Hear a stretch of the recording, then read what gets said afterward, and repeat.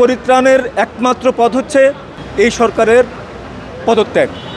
এই সরকার পদত্যাগ করে জনরায়ের ভিত্তিতে জনগণ পরবর্তী করণীয় নির্ধারণ করবে।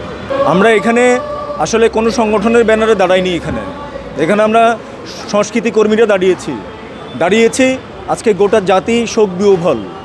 ঘরে ঘরে আজকে কান্নার আর্তনাদ শোনা যাচ্ছে।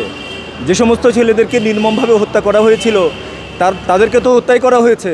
আর যারা বেঁচে আছে আহত অবস্থায় গুলি খেয়ে সেই সমস্ত ছাত্রদের উপরেও আজকে নির্যাতন হচ্ছে। তাদেরকে ধরে নিয়ে যাওয়া হচ্ছে, তাদেরকে গুম করে রাখা হচ্ছে এবং ছাত্র নেতৃবৃন্দকে আটকে রেখে তাদের কাছ থেকে বিবৃতি আদায় করে নেওয়া হচ্ছে।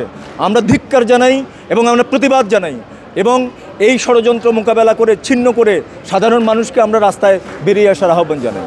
সরকার বলছে, কিন্তু সরকারের সমস্ত কিছুতে ষড়যন্ত্র। তাই যদি হবে তাহলে এই ছাত্রদেরকে ঘরে ঘরে গিয়ে ধরে আনা হচ্ছে কেন তাদেরকে ডিবি অফিসে নিয়ে গিয়ে আপনার জোর জবরদস্তিমূলক বিবৃতি আদায় করা হচ্ছে? সরকার যদি তাই মনে করে, তাদের নিরাপত্তা সরকারের হাতে তারা নিরাপদ নয়, সরকারের কাছে তারা নিরাপদ নয়। সরকারের কাছে যদি নিরাপদ নয় তারা, সেটা তো আমরা দেখেছি। তারা কিভাবে পাখির মতো গুলি করে সমস্ত নিরস্ত্র মানুষকে হত্যা করেছে।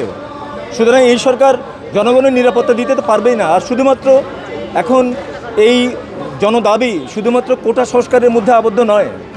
আজকে দেশের জনগণ এই দুঃশাসন থেকে আসলে মুক্তি চায়। মানুষ আজকে দ্রব্যমূল্যের যে ঊর্ধ্বগতি, মানুষের এই যে সম্পদ, দেশের সম্পদ আজকে বিদেশে পাচার করে দেওয়া হচ্ছে এবং দুর্নীতির যে কাহিনীগুলো একের পর এক বেরোচ্ছে, এই ভয়াবহ অবস্থার মধ্যে দেশ টিকে থাকতে পারে না। সুতরাং এর জন্য দায়ী হচ্ছে এই সরকারের দুঃশাসন। এই দুঃশাসন থেকে মানুষ মুক্তি চায় এবং এই দুঃশাসনকে পরাভূত করে মানুষ বাংলাদেশে গণতন্ত্র প্রতিষ্ঠা করবে। তো অভূতপূর্ব স্বাধীন দেশে একদিনে এত সংখ্যক মানুষের হত্যার ঘটনা এই প্রথমবারের মতো ঘটল। এবং আপনারা নিশ্চয়ই সবাই জানেন, শুধুমাত্র সেনাবাহিনী, বিজিবি, পুলিশ এবং ছাত্রলীগের ক্যাডাররা নয়, আকাশ থেকে হেলিকপ্টার করে যেভাবে নিরস্ত্র মানুষের উপর গুলি বর্ষণ করা হয়েছে সেটা বাংলাদেশের কখনো তো ঘটেই নাই। দুনিয়ার কোনো সভ্য দেশে এর নজির নেই। একমাত্র সেটা ফিলিস্তিনে ঘটেছে, ইসরায়েল করেছে এবং কাশ্মীরে মোদী সরকার করেছে। এবং বাংলাদেশে মোদী সরকারের প্রেতাত্মা হাসিনা সরকার সেরকম একটি ঘটনা নজির স্থাপন করলো। আমরা এর তীব্র প্রতিবাদ জানাই। এক্ষেত্রে বর্তমানে যে দেশের অবস্থা চলমান রয়েছে, এর থেকে পরিত্রাণের জন্য আপনার কাছে কী মনে হয়, কী করলে? এর চেয়ে পরিত্রাণের একমাত্র পথ হচ্ছে এই মুহূর্তে একটা রাজনৈতিক সমাধান। একমাত্র পথ এই সরকারের পদত্যাগ।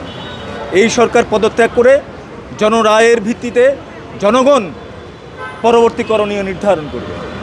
যেভাবে আমরা 90 সালে এরশাদের পতনের পরে 3 জোটের একটা রূপরেখা হয়েছিল, সেরকম আন্দোলনকারী শক্তিগুলো এই ছাত্ররাই আরেকটা রূপরেখা তৈরি করবে।